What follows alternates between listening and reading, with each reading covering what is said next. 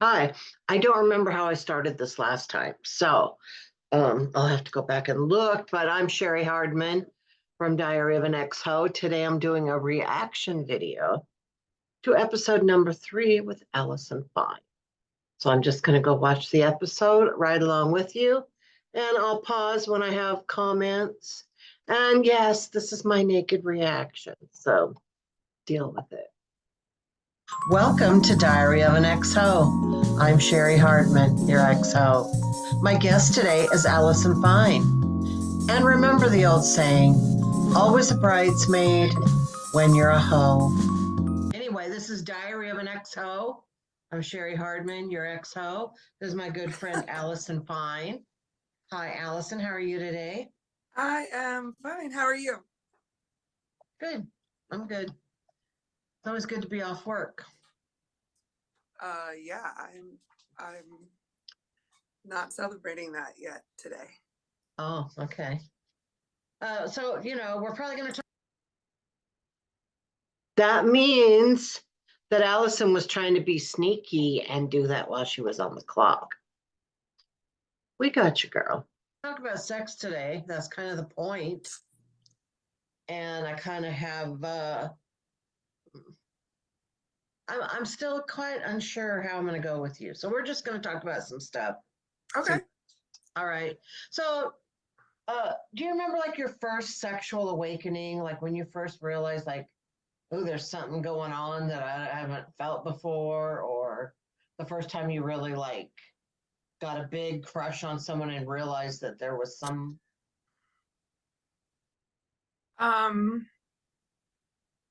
I think I can say that I had a crush on like famous people for sure. Right. Like I'm 44, right? So I'm the generation of 90210, and I always loved the villains. So I really loved Of course, she loved the villains. Dylan from 90210. I love Donnie Wahlberg from New Kids on the Block.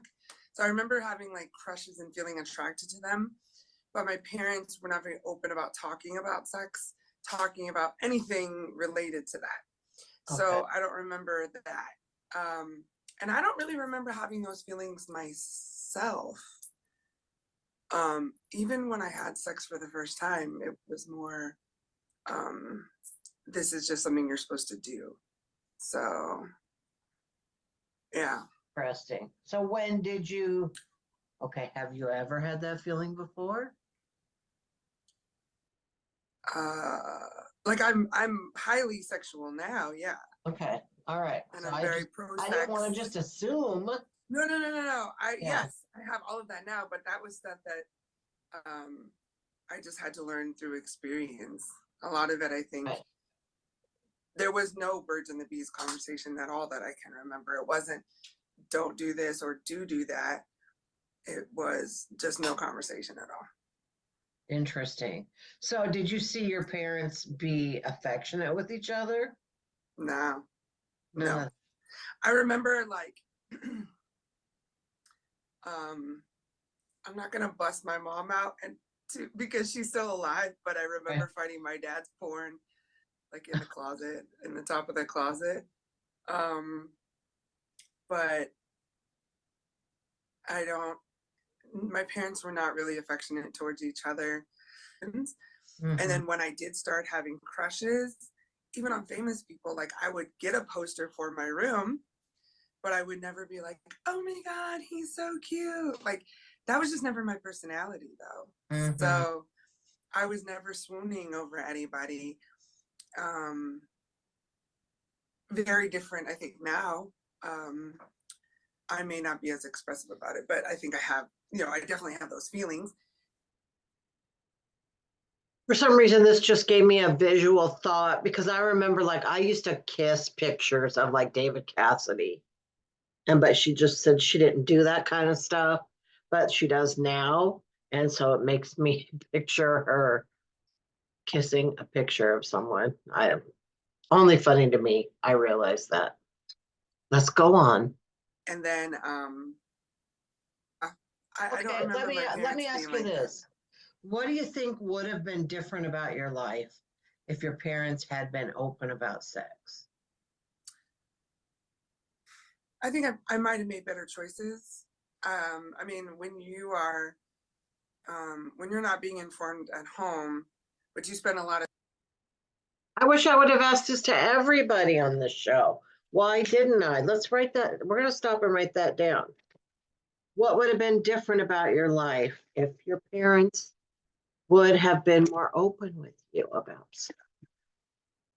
I mean, think about it. Whoever you are watching this right now, how would your life have been different? My parents were pretty open about stuff, but it would have been better to have it even be in more detail. Like, what do you do if your partner's not pleasing you? Or how do you handle it if, like real life scenarios? How would your life be different?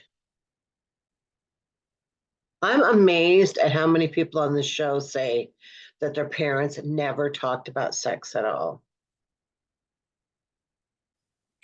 in other people's homes or in the streets with your friends or whatever, then you're informed by whatever that looks like, right? I Right. grew up in the Bay Area, but most of my adolescence was in Southern California. So I grew up with rap music that was very sexually explicit, and um, I had some friends that were a little bit older, so we hung out with older men. I might have made better decisions back then. At the same time, I will say, like, me and a group of friends, I don't even remember if I was sexually active at the time. I think I was. We made a pact, and it was not just girls, it was girls and guys. And we went to like the local clinic, and we all got tested for HIV one time, and we all got condoms one time, but that was all secret. Like, that was behind all of our parents' backs. So I think that probably just came out of straight school, like sex ed. But I'm going to tell a story now about getting tested for HIV. And again, it will only be funny to me. And I'm the one making this, so I'm going to say it. But back in the 80s, it was back then it was just like if you had sex with men or men that have had sex with men, you should get tested. And my friend Scott and I went up to Seattle to have like what do you call anonymous HIV test. And because it was anonymous and because he was nervous about it and because he was weird, my friend Scott said, let's pretend like we don't know each other. And so we sat in opposite corners of the clinic. Well, sometime during that point, somebody went to the restroom and let the seat drop onto the toilet. You know how it makes that clanking noise, like when you put the seat down, clank. And my friend and I both had the exact same twisted sense of humor and just busted out laughing at the same time. Um, so we decided we didn't need to be we didn't need to be anonymous. It was obvious we were together. So there's my HIV testing story. Go ahead, Allison. Sorry for the interruption. I think if my parents would have been more open, maybe I would have made better choices early on. All right. So do you feel like you make better choice? Do you make good choices about men now, do you think? Or whoever you date?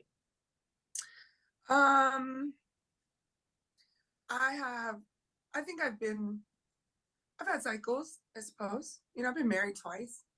I'm also bisexual, so I've been with women. Um, I've been with women with my partners, without my partners, but um, I think it kind of depends on where my head is at. I think there's just to give history, like when I was in the streets, when I say that, when I like was hanging out with other people, a lot of the time that was with dudes. Like I had a lot of guy friends. So I learned a lot of their bad habits. Or it was with girls who were kind of tough. So I didn't have a lot of cheerleader friends who were like, oh my God, I just want to suck his dick in the back of the car. Like those are not my friends. Not that they were doing that, because a lot of my friends had babies in high school, but those were not the primary people I was hanging out with. So I hate to tell you this, Allison, but if they were sucking dick in the back of cars, that's not how they got pregnant. I think nowadays it just depends on where I'm at in life. There are definitely times where I want to meet a partner. I've been through a lot of trauma, which also, affects that. And there are times where I'm like, no, I just want someone to have fun with. So sometimes I make good choices is the short answer to that question. I get it. It's hard, and it's hard.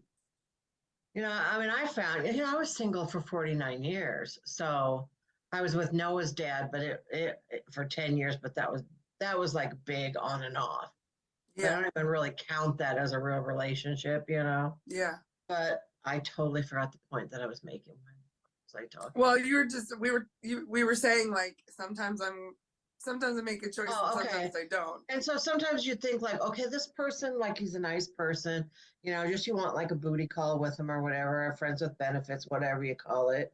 And then they turned out to be a real asshole. And it's like, I'm ready to I'm just playing with you here. Like, I'm not going to try to get anything from you. Why you got to do me like that, Right.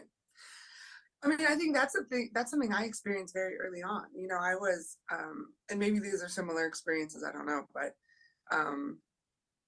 and it is interesting because we're generationally different, right? You're somewhat older than me, a couple years. And for me, I grew up with no. Just for the record, I'm almost 20 years older than she is. No like sexual conversations in my household, no sort of understanding of that. Very awkward. I was 5'10" in 8th grade, so I was taller than the boys back then. I was very skinny as a little girl, but I started gaining weight when I was in 4th grade. Even though I played soccer, I was very active. So I was then I became like the fat girl. And like nowadays, these fat girls are cute and they have their little bellies out everywhere, but that's not the way that we did it when I was growing up. And then I choose to hung out with guys. So I had that sort of, I learned that mentality from them, almost that dog mentality. And so it became difficult for me to navigate men. Like I did fall in love with my first boyfriend when I was 17. And he was actually somebody I knew from like 11 on, and we just kind of went separate ways, and then we came together, fell in love, and then he cheated on me, and he was living with me and my family at the time, so my heart was broken. And I've had a series of cycles like that. When it comes to sex specifically, though, I will say, like, I married my first husband, who was great in so many ways, but our sex life is trash. And at the time, I didn't think it was that big of a deal because he checked all these other boxes, and I was like, oh, I've had plenty of sex. I was, well, what was trash about it? Like specific. God, I'm glad I asked that because I was just wondering.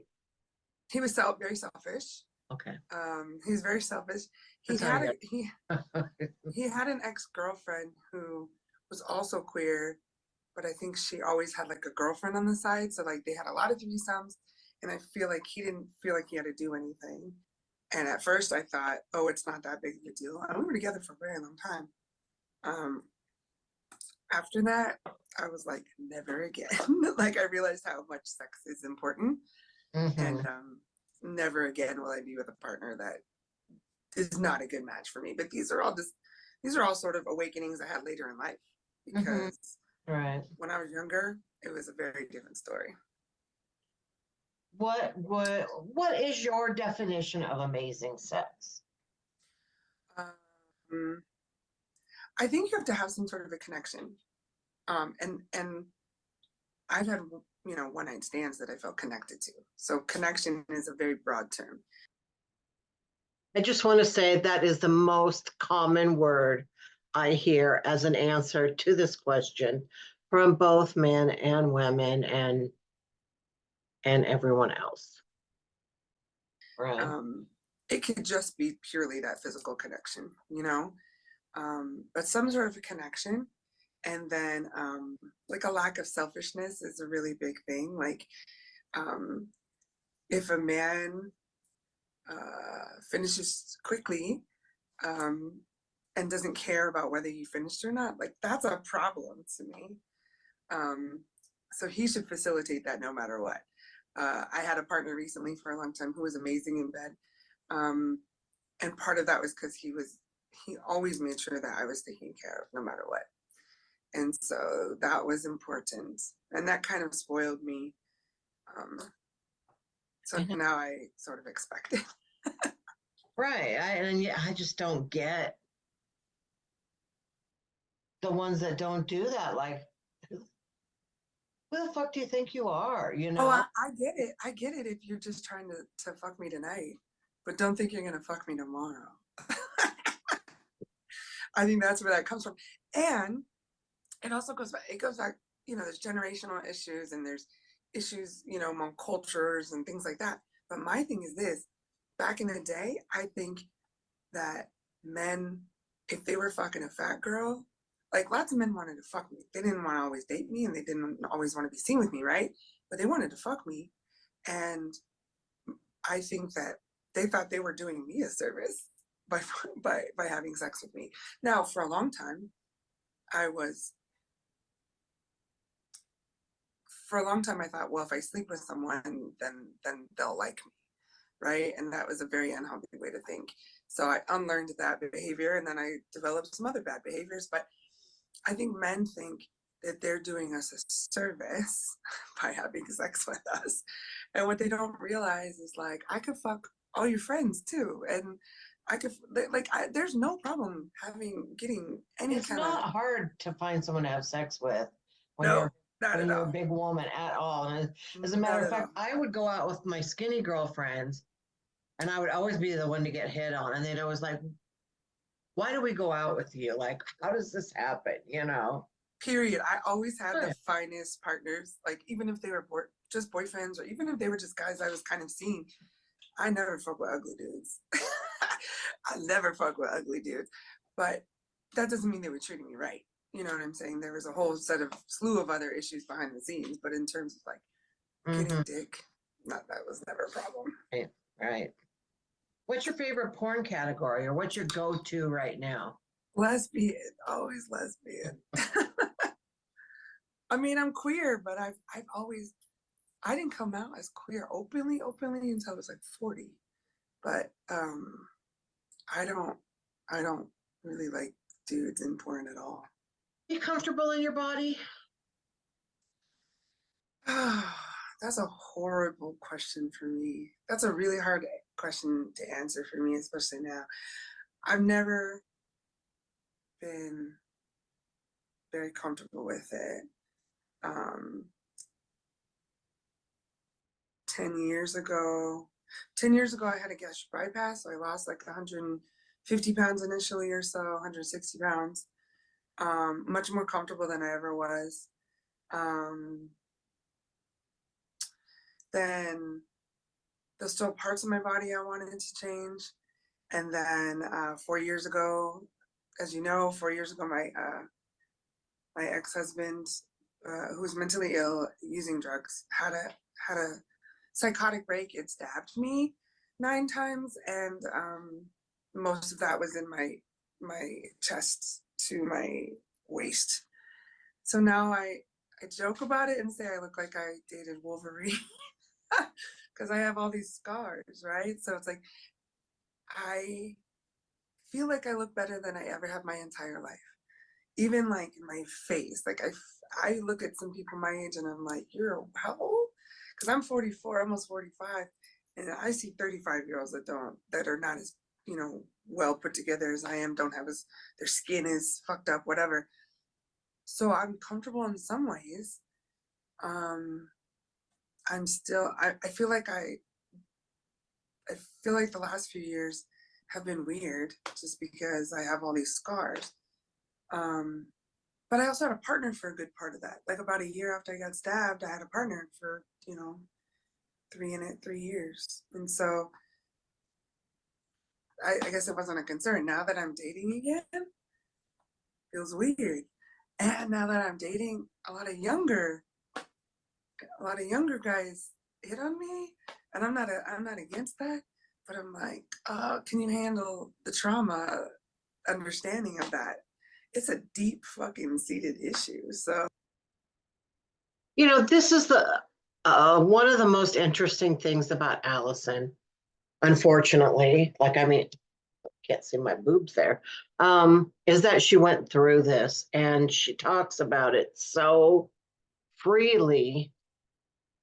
It's hard to imagine when you really think about what she went through.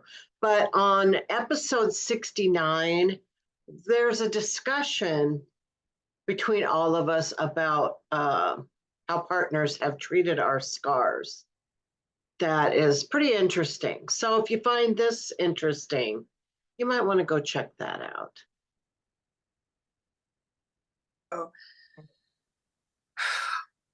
I don't know.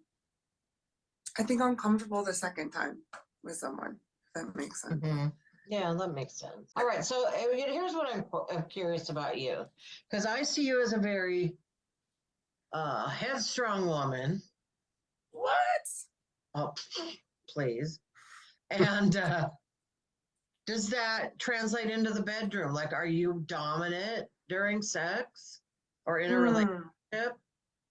Or are you able to be soft? Oh, I can be very soft. Yeah, I'm not really dominant like that in the bedroom. Okay. Well, good. Now I don't have to have sex with you to find out. Just told me. Sometimes I don't know why I say the shit I say. I don't even know where that came from. So, Do you have anything on your sexual bucket list? I don't, you know, as far as sex specifically, I think finding another partner that we can have a third that makes sense, because now, you know, there's a whole movement, and my guess is at some point you will, you know, interview someone that is, you know, ethically non-monogamous, which to me is just everybody can fuck everybody and you're not cheating. Like, we're just taking cheating out of it and we're saying we're just open to it, right? I don't want to be ethically non-monogamous. Right. That's not my thing. But would I like to have a partner that I'm solid with, a male partner probably, that we can have a female partner? Yes. And I don't mean like a sister wife. I just mean someone to have fun with. Or just like a intermittent Yeah. or all the time partner. But that is such a complex thing, because you have to be solid with your partner. When you tell a man that you're queer, that you like women, oftentimes they're like, ooh. It's like, no, that's not how that works. Like, I'm not just fucking you and some bitch. Like, no. That means, you know, for me, there's a trust that you have to have with your partner, because you have to know that they're not going to go behind your back and like contact that person, and they have to know that you're not going to do that. So it takes a while to get to that point. So if I could get back to that point, I've been there with other partners. Like, that would be good. I think that would be good. I think Allison is really great at expressing herself. I've had a lot of sex. I've done a lot of things. I think because I come off as sort of momish, sometimes people that I don't talk about sex a lot. I think that might surprise people. There's not a lot on my bucket list. I see the freak in you. Like I felt that I'm a, between, you know, like, yeah, I get I'm a you. Right? Libra. I'm a Libra, and if you Yeah. read up on what Libras are like, Mm-hmm. that's very true. And I've also, for the most part, with the exception of my first husband, I've always um, been in relationships that had really good sex. Do you notice that every sign says that about themselves in sex? Like Scorpio's like, oh, you know how it is, I'm a Scorpio. Libra's, well, you know how it is, I'm a Libra. And I'm like, you know how it is, I'm a Gemini. Like, maybe not every sign, like not Pisces, no way. Or Virgos, no. But I think all the rest of them do. Lives. And like I said, after my first husband, and there's no shade to him. I mean, I hope he's with a partner now that they're satisfying each other fine. But I realized I will never settle again. So that's been a priority for me. Is I don't have a problem having sex early on when you meet somebody, because I'm like, if you're trash, this will never work. Which, some people feel some kind of way about, but whatever. Right. Okay. Well, what I want to say about that is that someone can be bad in bed. That can be worked on. Somebody's selfish in bed, that's a different story. We've been at this 40 minutes. Let's say if there's anything else. Is there anything else is there anything that you want to bring up that I didn't touch on? Let me No, I just think ask it's you this. Can I just ask you this? Okay. So I don't even want to say I'm bi or even bi-curious, but I do find women's bodies physically attractive. what part? Every part. So, but That's a like, cop out.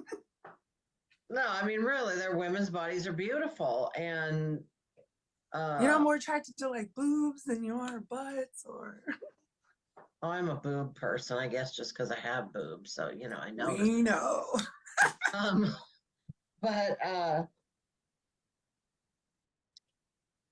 what am I trying to say here? Like I've always like thought, like, I'll carry it through and go, okay, well, what if I was gonna have sex with a woman? How would I go about it? Or what would I do? Like, how do you go from the place of deciding that you're attracted to women to actually becoming a bisexual person? I know I didn't say that right, but yeah, I think you get what I mean. No, I get what you're saying. I mean, like I said, I've known since I was very young, like late teens, that I liked girls, but I acted on it. I think the first time I was maybe 19, and that just kind of happened naturally. Like it was me and a friend, and we were hanging at my house. I was in college. I was 19, so I was in college, and that just kind of happened. It wasn't something that was planned.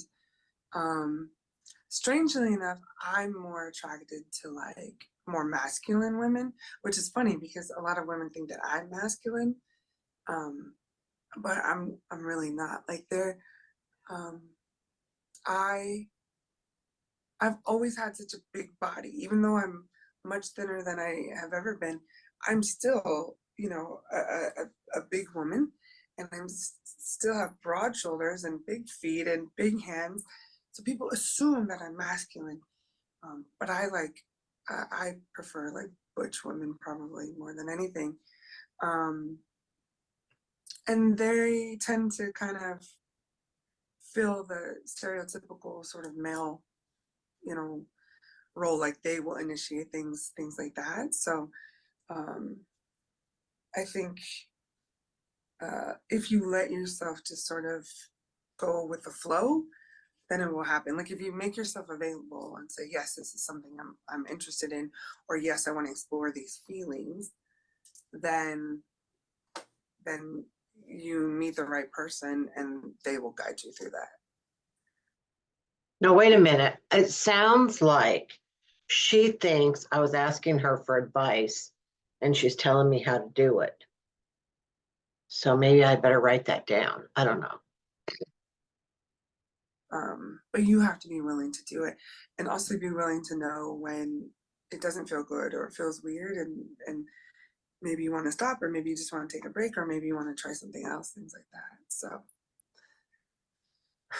but You know, that might help somebody who's watching this. yeah, I mean, I think people should be okay with being whoever they are, period. I think, generationally, young people now are much more okay than they ever have been.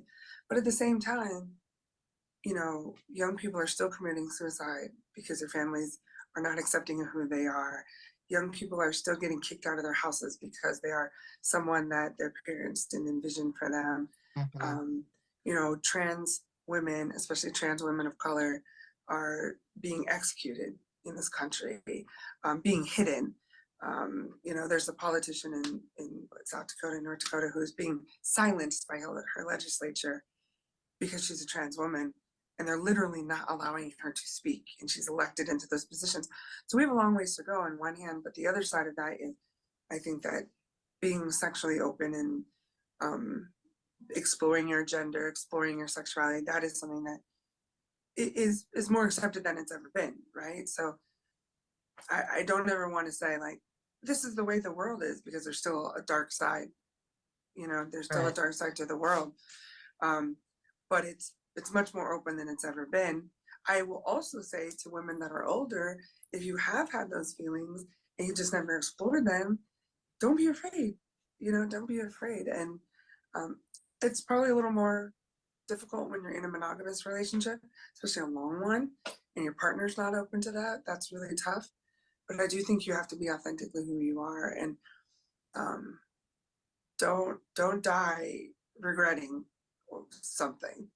And you never know where you're gonna go. So I would say, carpe diem, I suppose, and do what makes you feel good, even if that's exploring something new. There's no, the comedy scene is, I'm not fucking someone in the comedy scene. So when do I ever get out enough to meet somebody? Yeah, for sure. I would not imagine ever dating a comedian. Yeah.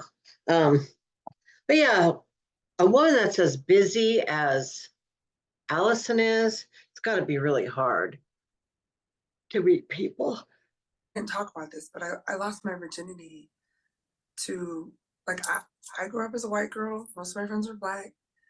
Uh, this particular group of friends that I was with all the time, they used to hang out with some guys that went to the junior college in my area, played football or basketball.